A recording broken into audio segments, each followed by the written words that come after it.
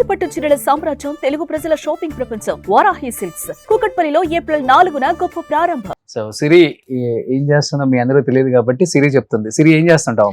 Actually నేను సిరి events అని start చేశానన్నా. Okay. I think ఏంటంటే నాకు ఒకసారి దండాజ్ అన్నారు.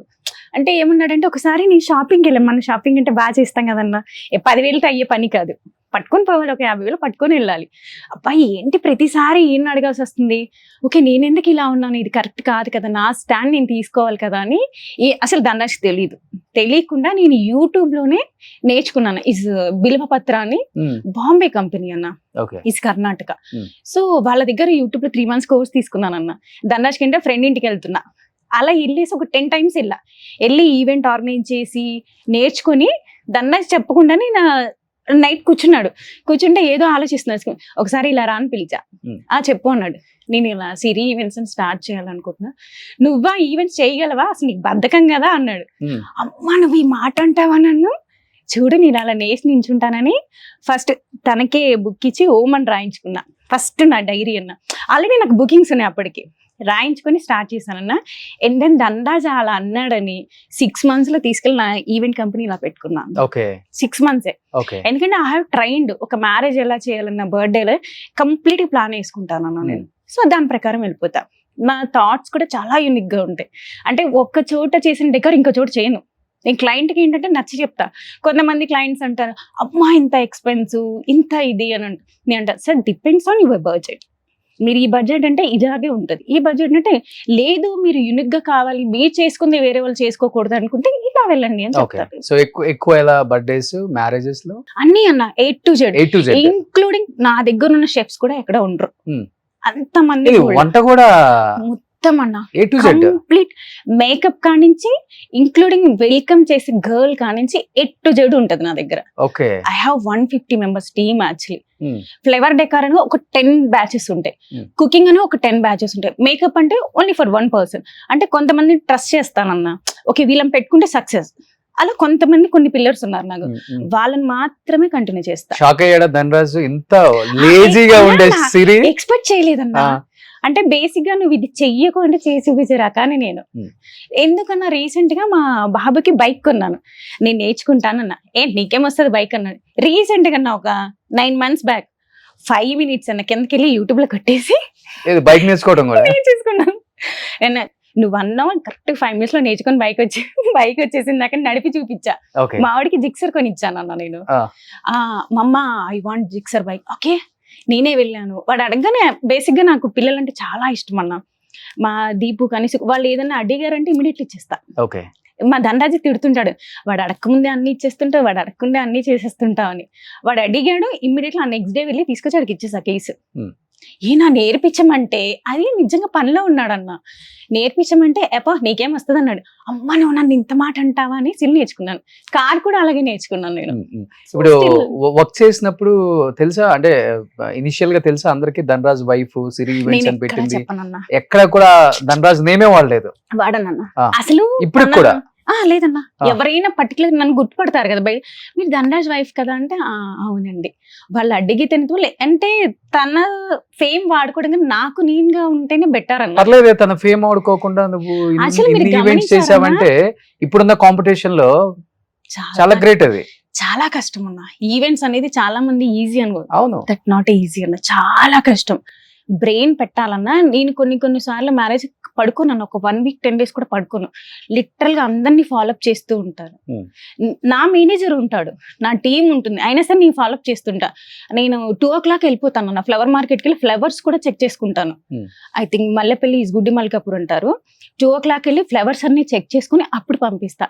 చాలా మంది ఆర్గనైజ్ చెక్ చేయరు, వెళ్ళిపోతుంది అయిపోతుంది, కానీ చాలా ఇంపార్టెంట్ ఫ్లవర్స్.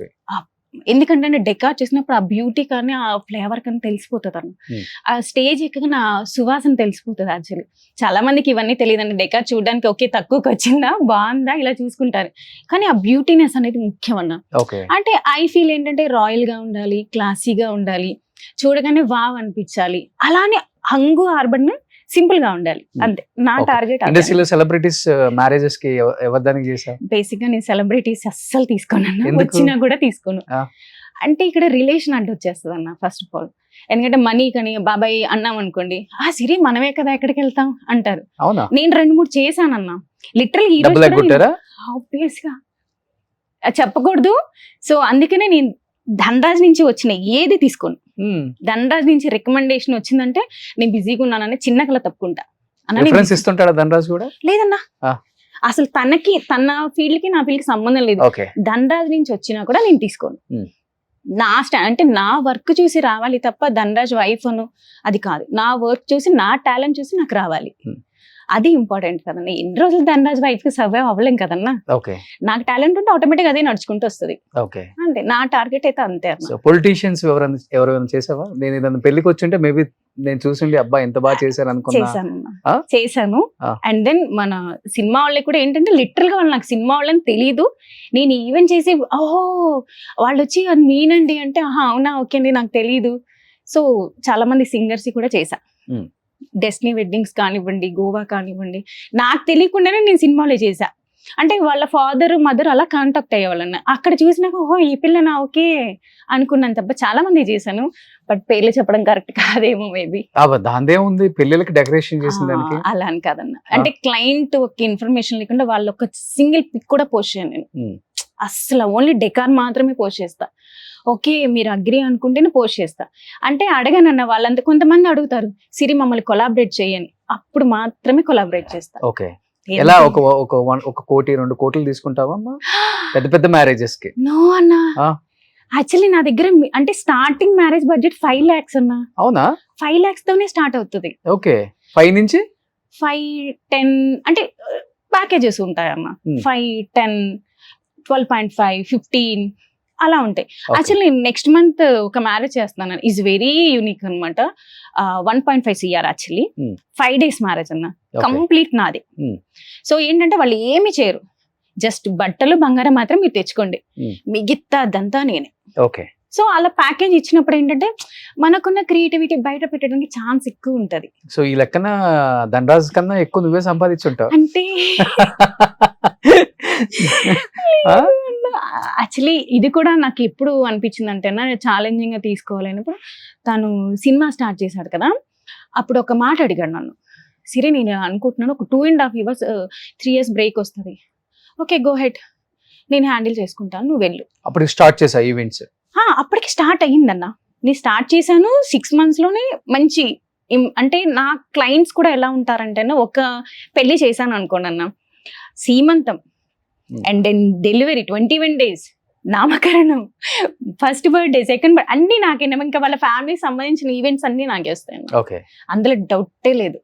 సో చెప్పేశాడు ఒక 2.5 years నాకు బ్రేక్ వస్తుంది, నేను యాక్ట్ చేయలేను, సో డెఫినెట్ గా ఇంటిని నేను చూసుకోలేను, నువ్వే చూసుకోవాలని చెప్పేశాడు. నేను గో హెడ్, ఓకే నేను బానే ఉన్నాను కదా, సో ఇంకొంచెం కష్టపడాలి అంతే నేను, ఓకే గో హెడ్ చేసేసుకో అని చెప్తాను నేను. ఇట్స్ గుడ్, మంచి పేరు వచ్చింది, హ్యాపీ అనమాట. Okay end of the result ఏమవుతుందో ఒక చిన్న టెన్షన్ అయితే ఉందన్న. నేను ఫస్ట్ తను చేస్తానంటే డైరెక్షన్ కదా, ఓకే చెయ్యాలా వద్దండి అన్న, నీకు ఫుల్ కాన్ఫిడెంట్ ఉంది. యాక్చువల్లీ దానికి రైట్ శివప్రసాద్ అన్న, చాలా అంటే నాకు ఓన్ బ్రదర్ అన్నట్లు శివప్రసాద్ అన్న. నేను అడిగా అన్న ఓకేనా సెటిల్డా, నేను నీ మీద నమ్మకంతే, సిరి నన్ను నమ్మురా అన్నాడు. ఓకే అన్న అని చెప్పేసి ఓకే చేసేసి అగ్రిమెంట్ చేసి అని చెప్పేసాను. డన్, ఓకే మంచి పేరు అయితే వచ్చింది, గుడ్, మంచి సినిమా అయితే తీసాడు.